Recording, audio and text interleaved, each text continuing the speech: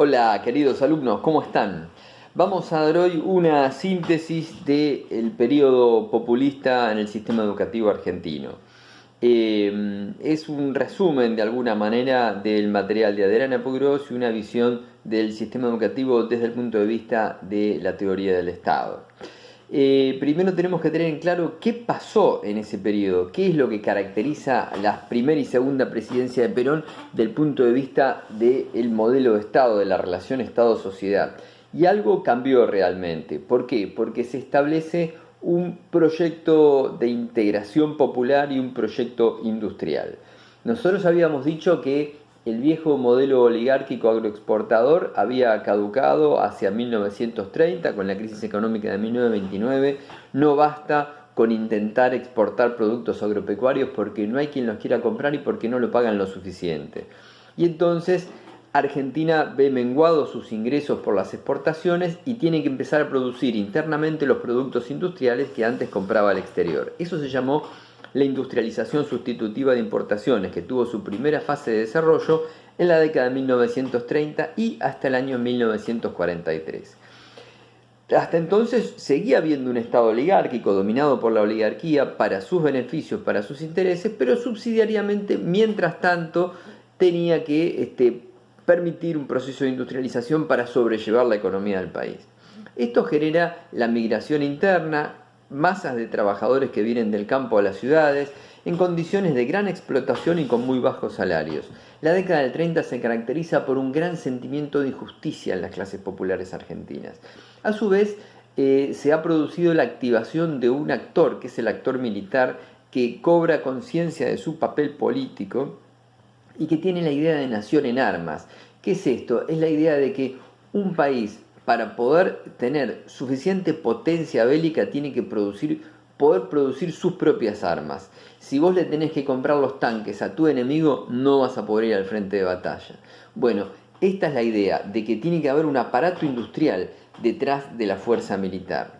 O sea que son militares industrialistas los que van a encabezar el golpe de 1943.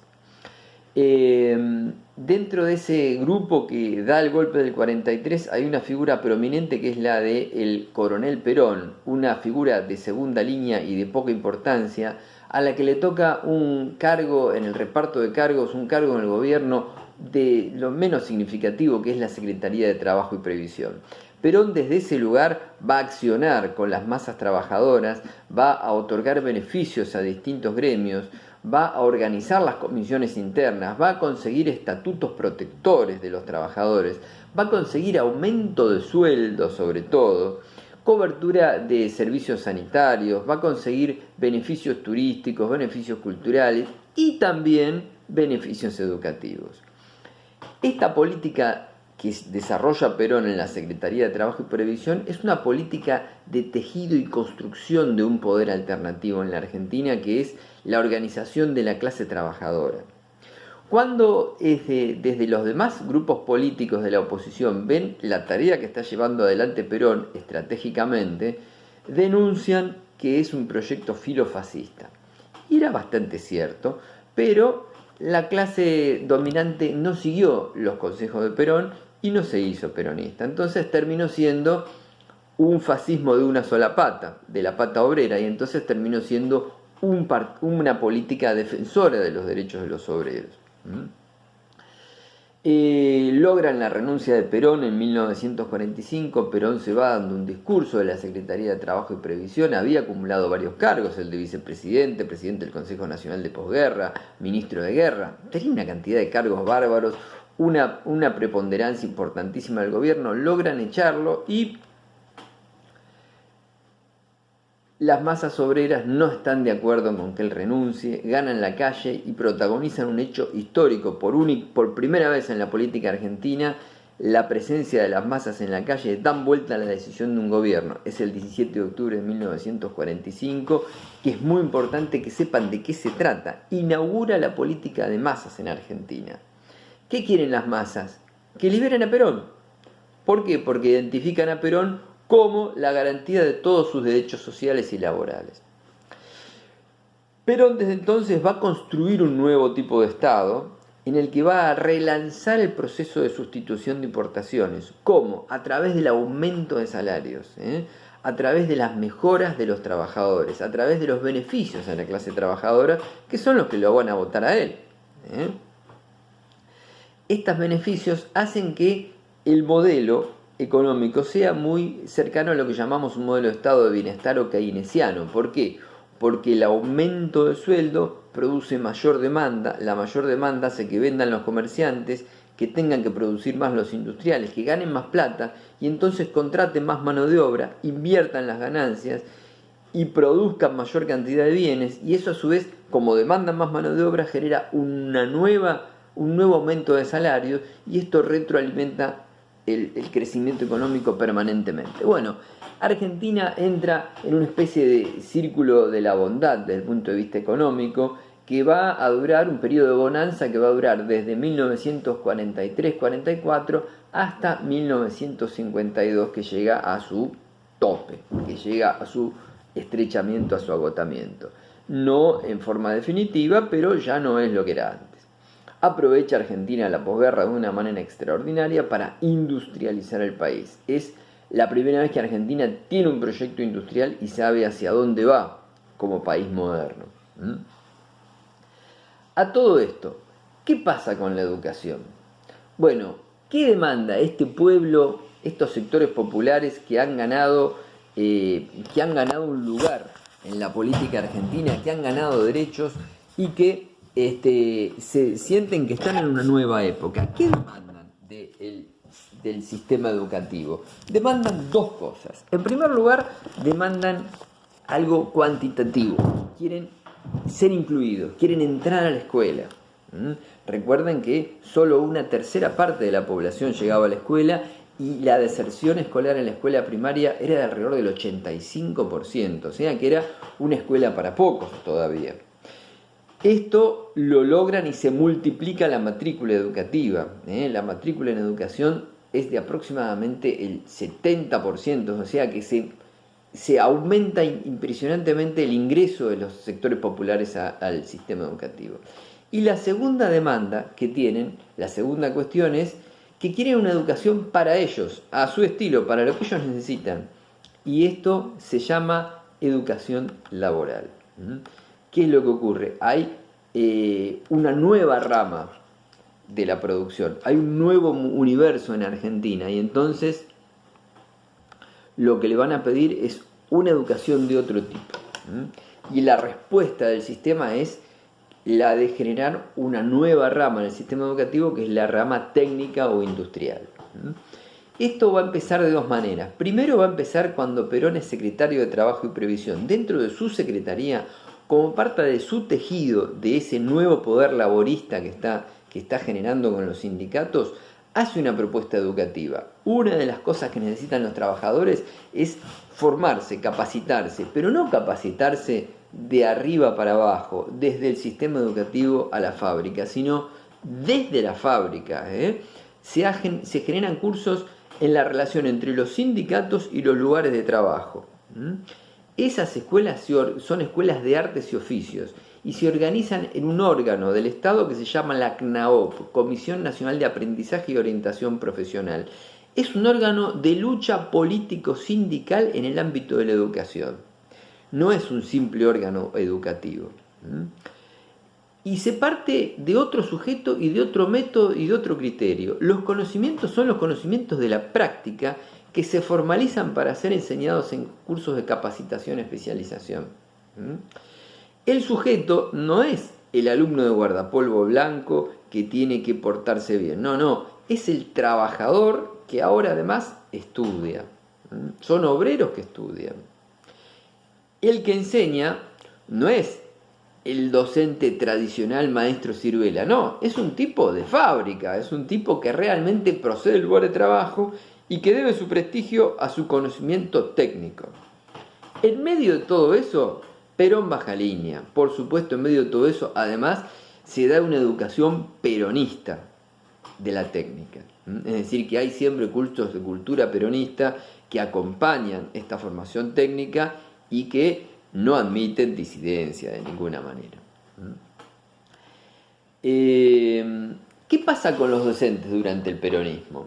Bueno, el campo docente en general está formado dentro del normalismo y cuando Perón avanza en su construcción de poder obrero no lo entienden, piensan que él está desarrollando un proyecto fascista, están influidos por el fin de la Segunda Guerra Mundial y por la lucha antifascista, y entonces casi todo el campo docente, los normalizadores, los democráticos radicalizados, los socialistas, los anarquistas, los comunistas, todos consideran que Perón es fascista y pasan a la oposición antes de que Perón llegue al gobierno. Esto les impide entender qué es lo que está pasando en la Argentina y por supuesto qué es lo que está pasando en el país. Piensan que Perón es fascista y las mismas ideas aplicadas en Argentina tienen efectos completamente distintos, porque el fascismo en Italia mantiene el capitalismo, en cambio acá el peronismo viene a ser una transformación radical del capitalismo en un sentido nacional y popular. Esto no lo entienden y entonces la mayor parte de la docencia queda en la oposición. Perón arma con los cuadros educativos que encuentra. ¿Y qué encuentra? Bueno, encuentra todo el sector católico y encuentra parte de los docentes escolanovistas, solo una parte. Y son las dos corrientes que van a comprender el peronismo educativo. Una basada en la escuela activa, que es la que encabeza el secretario de Educación Arizaga, que tiene una propuesta muy vinculada a el contexto. Él piensa que el problema del sistema educativo de la deserción es la concepción liberal normalista, que hay que sacar eso de la escuela y que hay que vincular la escuela al mundo del trabajo y al contexto social y económico. Tiene preponderancia en el sistema educativo hasta el año 1949 y participa de la redacción del primer plan quinquenal. ¿Qué era el plan quinquenal? Era el proyecto de país que escribía el populismo para conducir el Estado y la economía argentina. Ahí tiene una gran preponderancia y va a avanzar mucho en la formalización de escuelas dentro del área de la CNAOP y en la generación de una rama técnica dentro del Ministerio de Educación, que es la llamada DGET, Dirección General de Educación Técnica, que son las dos patas de la educación técnica, la CNAOP y la DGET. Bueno, en esto va a avanzar mucho esta corriente, pero a partir de 1949 va a ser eclipsada por la otra corriente, por la corriente católica, que está encabezada por el ministro Iván Isevich, un vecino de acá de Villa Ballester, un cirujano fascista de la derecha católica retrógrada, un tipo de lo peor, que fue ministro de Educación 2 veces durante el peronismo, en el primer gobierno peronista y en el tercer gobierno peronista. Bueno, esta otra corriente es la que gana la partida a partir de 1949 y hasta 1954 y va a establecer un tipo de educación muy retrógrada, ¿no? Esto va a verse plasmado sobre todo en la redacción de la Constitución de 1949. En 1949 el peronismo reforma la Constitución para permitir la reelección de Perón y para adecuarla a los contenidos sociales del nuevo proyecto de país. ¿Qué es lo que se hizo con todas las constituciones de todo el mundo cuando avanzó el estado de bienestar? Incorporaron los derechos sociales. Bueno, uno de esos derechos sociales refiere a la educación. La Constitución es muy buena en muchos aspectos, pero en educación es lamentable lo que hace. En primer lugar, consagra el principio de subsidiariedad del Estado en materia educativa. Es algo que había quedado superado con la Ley 1420, que en su momento la Ley 1420 establecía que el Estado era el responsable de educar al soberano. Bueno, la Constitución de 1949, al contrario, dice que la educación es función, responsabilidad de la familia y de las instituciones educativas que colaboren con ella. Es decir, que la escuela, todo el aparato escolar, el sistema educativo es un sucedáneo de la familia, pero la responsabilidad de educar no se la ponen al Estado, sino a la familia. Concomitantemente con esto, este mismo artículo de la Constitución de 1949 establece la gratuidad de la educación primaria, la gratuidad de la universidad, pero que solo es para los mejores la universidad, y no establece la gratuidad de la educación secundaria. En defensa de esta política educativa, digamos que en la educación secundaria, que se amplió notablemente durante el peronismo, hubo una política de becas muy importante, por el cual las empresas pagaban los gastos y toda la educación de sus propios obreros. Es decir, que para los sectores trabajadores no fue un perjuicio que no hubiera declarado la gratuidad de la educación secundaria, pero realmente es llamativo que la Constitución diga esto. Y otra cosa que dice en la Constitución es que la universidad, se le quita autonomía a la universidad, se retrocede respecto a la reforma del 18, dice, es autónoma en el sentido federal, es decir, que cada región universitaria establece sus contenidos en relación a su contexto social, pero no establece la autonomía política de la universidad ni el cogobierno docente estudiantil, es decir, que ahí someten la universidad a la verticalidad del Poder Ejecutivo. ¿Por qué? Porque en la universidad casi todos los cuadros docentes y estudiantiles eran opositores. Esa era la verdad. Perón tiene un problema con los docentes y es el modo en que maneja la escuela y el modo en que maneja el sistema. Durante todo el gobierno de Perón se requirió afiliación al Partido Justicialista para poder ejercer la docencia. Eso es un filtro inaceptable, ¿no? Y nadie por supuesto los docentes no podían tolerar una cosa así.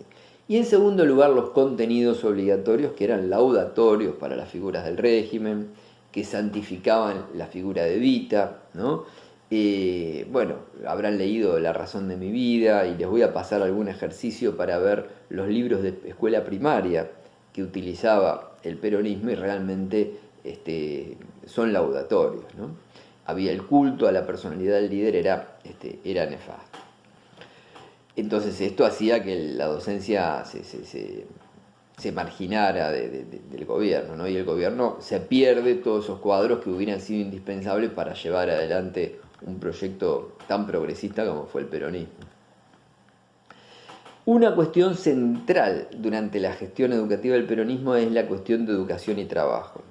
¿Por qué? Porque hay un proyecto industrial de país y se necesita una rama técnica, y eso efectivamente lo hace el Estado y el sistema educativo desarrolla, al lado del viejo tronco de la escuela normal y de los bachilleratos, una segunda rama que es la educación técnica, a la que le da un desarrollo impresionante. Ya existían escuelas industriales antes, pero se generan nuevas escuelas en la rama del Ministerio de Educación y dentro de la rama del CNAOP, ¿no?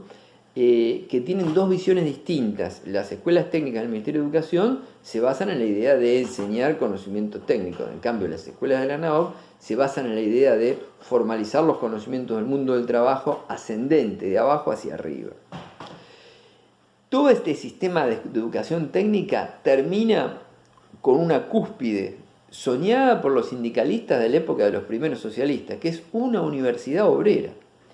Perón sabía que en la universidad no eran bienvenidos y no les iban a aceptar a los egresados de las escuelas técnicas de la CNAOP. No iban a aceptar los técnicos de fábrica en la universidad. No lo logra eso. Entonces lo que hace es, no me aceptan acá, yo creo mi propia universidad y se acabó el problema, y genera la Universidad Obrera Nacional, que tiene una organización por regiones, que es de alcance nacional, que dicta clases solamente en el turno vespertino, que es totalmente gratuita, y que dicta la carrera de ingeniería, pero no cualquier carrera de ingeniería. Lo que sale ahí es ingeniero de fábrica. ¿Qué diferencia hay entre el ingeniero de la UBA y el ingeniero de fábrica de la Universidad Obrera? Que el ingeniero de la UBA es un ingeniero de saco, corbata, tablero y que no pisa la fábrica, que no se ensucia las manos. En cambio, el ingeniero de fábrica de la UON es una persona que viene del lugar de trabajo, que conoce todo el trayecto, toda la experiencia laboral, se va perfeccionando, mejora sus conocimientos y en un punto adquiere el título de ingeniero.